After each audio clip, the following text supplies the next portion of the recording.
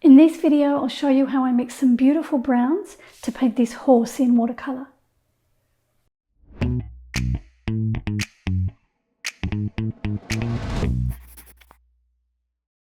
I've been asked quite a few times to paint a horse. I've painted a horse in acrylic paint before, but not in watercolour, so it was a bit of a learning exercise for me. I did a study first because I needed to work out where I was going with it. On the study, I used pre-mixed browns. I used burnt sienna and sepia, and I used lamp black for the main. And there's nothing wrong with using pre-mixed browns. I use them all the time. For the main painting, I wanted to experiment a little. And instead of using pre-mixed browns, I decided to mix my own. And I also mixed my own black for the main. And I feel, because I went to the trouble of mixing my browns, that the horse on my final painting has more vibrance and luminosity than the study that I painted. It seems to glow more.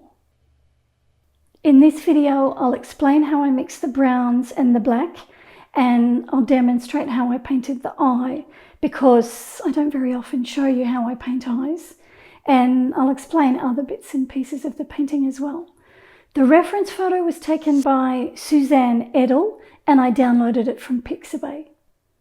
Pixabay has a lot of great horse photos that you can use as reference for your paintings. This particular photo stood out to me, and I knew that it would be a really good reference photo to paint from.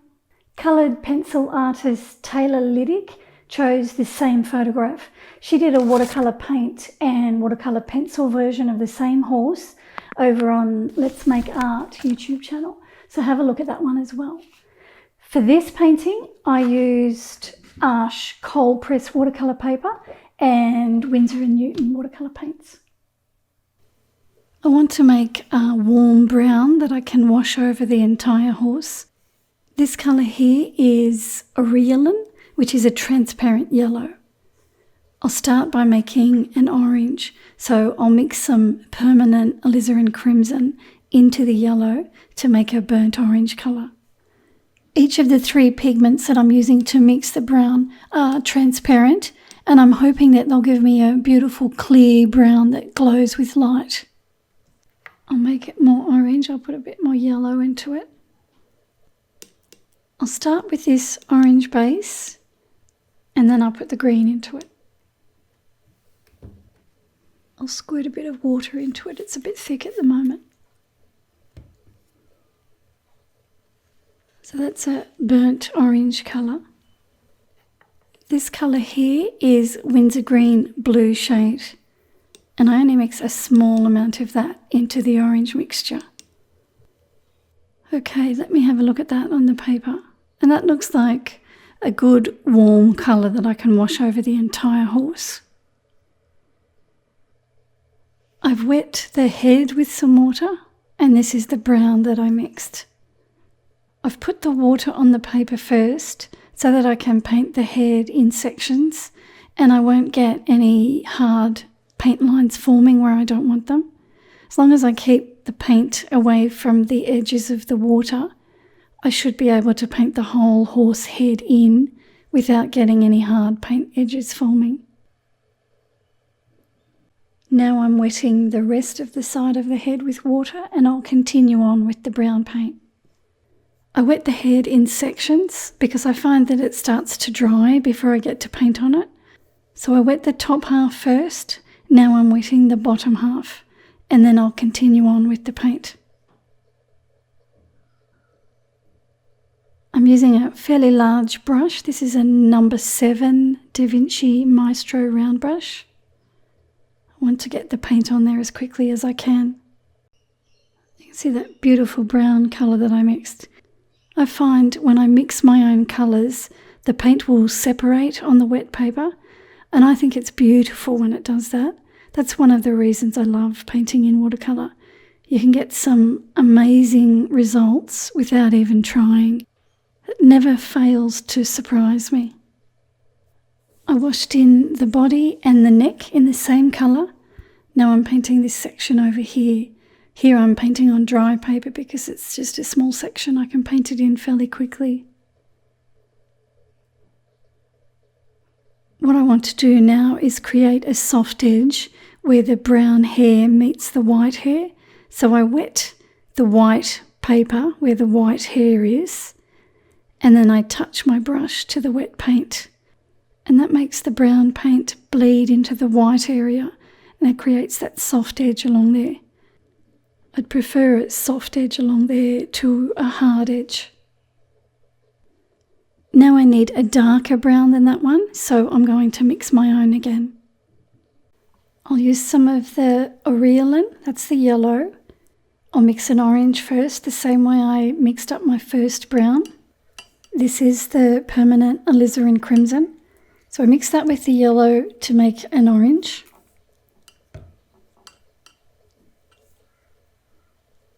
Last time I only used a small amount of the Windsor green. Now I'm going to use a larger amount of it. You can see that's changed it quite a bit. That's the Windsor green blue shade. I'll have a look at that on the paper. So that's quite a bit different to that first brown that I mixed. The only thing that was different was that I used more of the green. I might put a bit more of the crimson into that to make it a bit more warmer, less green looking. Let's have a look at that one. That's better. I think I like that one better. And this is the one I mixed earlier. So side by side, there's quite a bit of difference there. Around the edge of the white, the hair looks a bit darker to me. So I'm wetting the brown fur with water, and then I'll use that colour that I just mixed, the darker colour. I'll pick up some of that colour and I'll paint that on here where I see it's darker. I've got the water on the paper to keep the paint edges soft. Don't want any hard lines anywhere.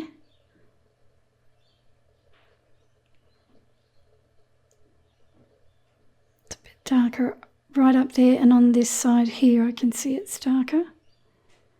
So I tap my paint on the surface and it bleeds with the water that's there. I paint this darker colour all the way down the side of the white hair and around the top of the eye.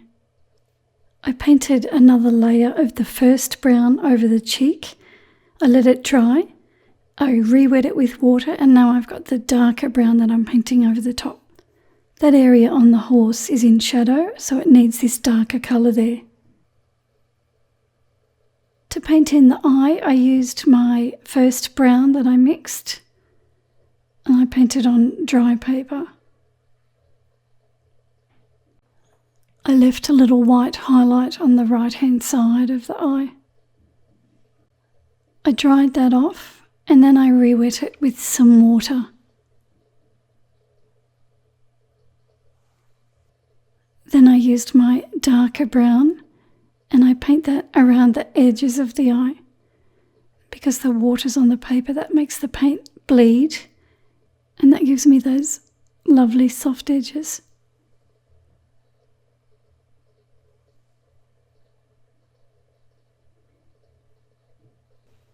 Now I need to make some black, so I'll use permanent alizarin crimson.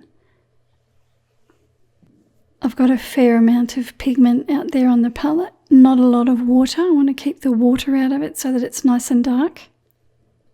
Into that I mix the Windsor green. Again, a fair amount of pigment, and I'm keeping the water out of my brush. And that way I won't dilute it too much. It'll be a nice dark black. I'll use this same colour on the horse's mane as well. I left the eye to dry, and now I'm wetting the outside area with some water.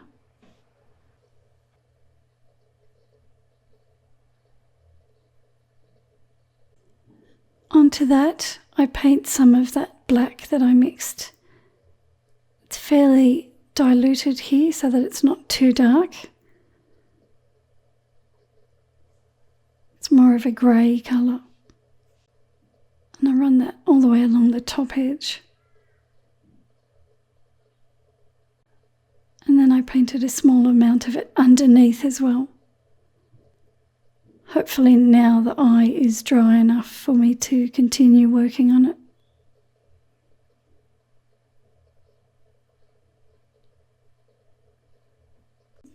The eye is dry now. What I've got is a wet brush here, and I'm going to paint it over the eye and drag some of the colour into the white area. So it's just wet with water, and I gently drag that into the white area to make it more of a grey colour.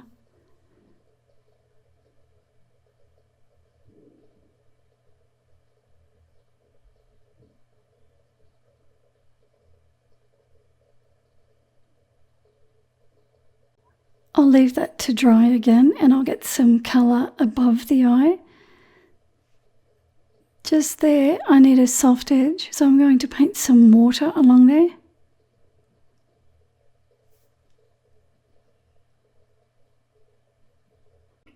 Now I've got my black that I mixed.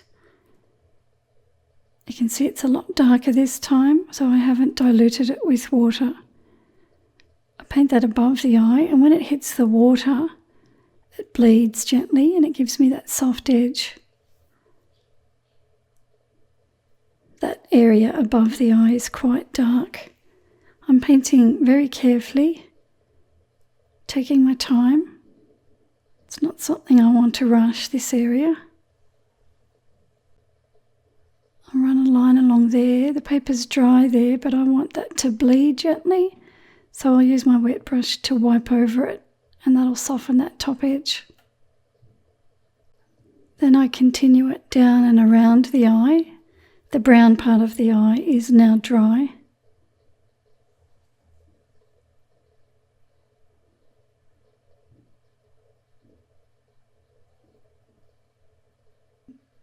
I paint some of that black onto the lighter grey area underneath the eye.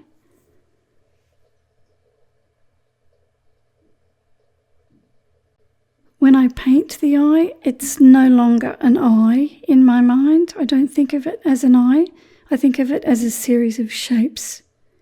And all I try and do is paint the shapes exactly as I see them. Now, the eye itself needs a bit more colour on it. So that was water. And I'm going to use some of my darker brown that I used on the horse earlier. This is the brown with more of the green mixed into it. I dab it around the edge of the pupil, and it bleeds because there's water on the paper. And then I get the black paint again and I fill the pupil in with that.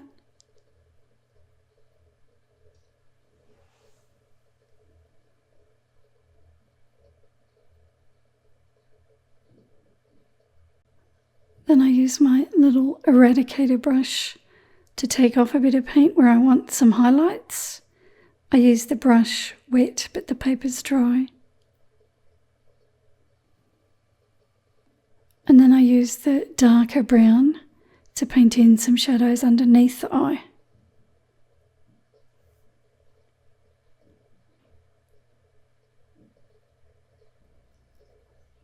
I've just re-wet that area above the eye, the grey area, and I've got some more black. That's bleeding into that area to create that soft edge. There's a little shadow in front of the eye, so I paint that on with the darker brown paint.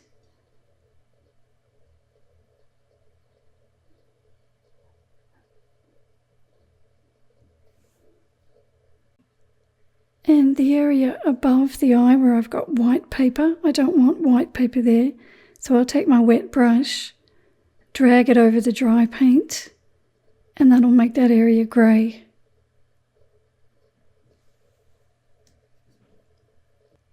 I've got my little eradicator again. I'm taking a bit of paint off there. And I might take a little bit off inside the eye itself on the brown part. Just gently. Brush is wet, paper's dry.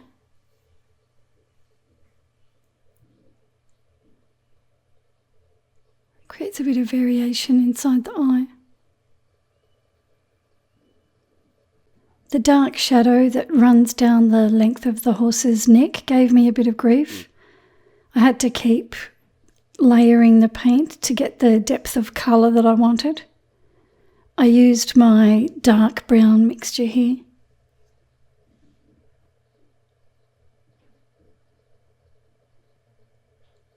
Here I've wet the back of the horse and I've got my dark brown mixture again. I'm painting on the wet paper here to get those soft paint edges that I want. I'll sweep this colour down. Creates the shadows that I see.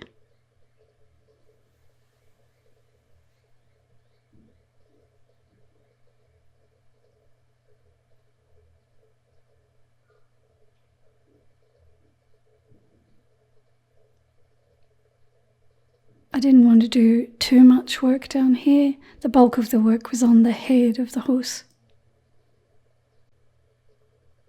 I thought it was too light, so I painted another layer of the first brown mixture.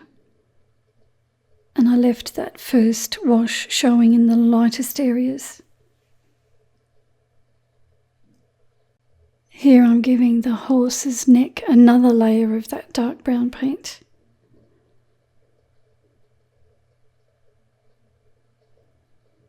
There's quite a few layers on it.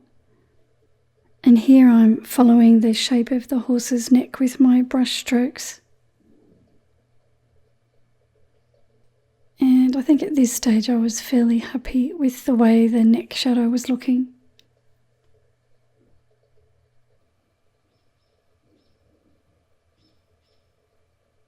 Here I'm glazing a bit of the yellow over the top of the horse's cheek.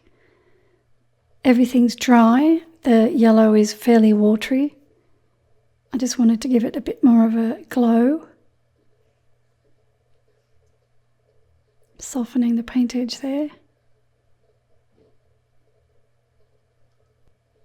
When that was dry, I felt I needed to darken the shadow behind the eye.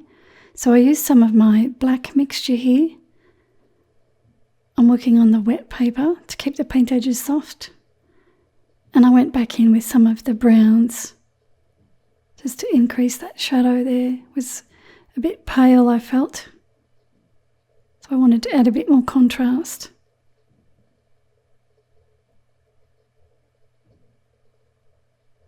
Then I used the black mixture, fairly watery, to paint in the whiskers.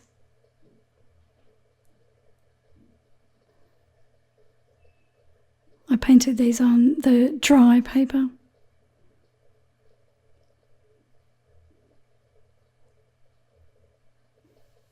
And here it is finished. If you've not tried to mix browns before, give it a go because you might be surprised at the colours that you can create. And there's lots of different colour mixtures that you can try. I think it's good practice to try to use transparent pigments and use no more than 3 pigments to avoid making muddy, lifeless colours. I hope this was helpful to you. If you'd like to see how I painted the entire painting, I'm making a full-length tutorial for my patrons on Patreon. Thanks for watching. Please give this video a like and make sure you subscribe to my channel, and I'll see you soon.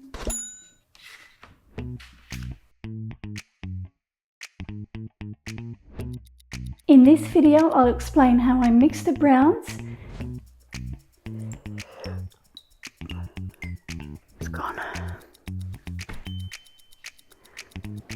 In this video, I'll explain how I mix. If you've not tried to mix mounds before, give it a go. Mounds are quite easy to mix.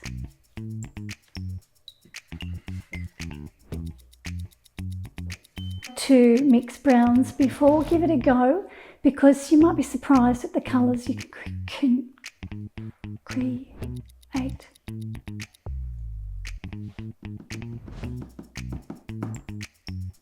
And there's lots of different colour mixtures.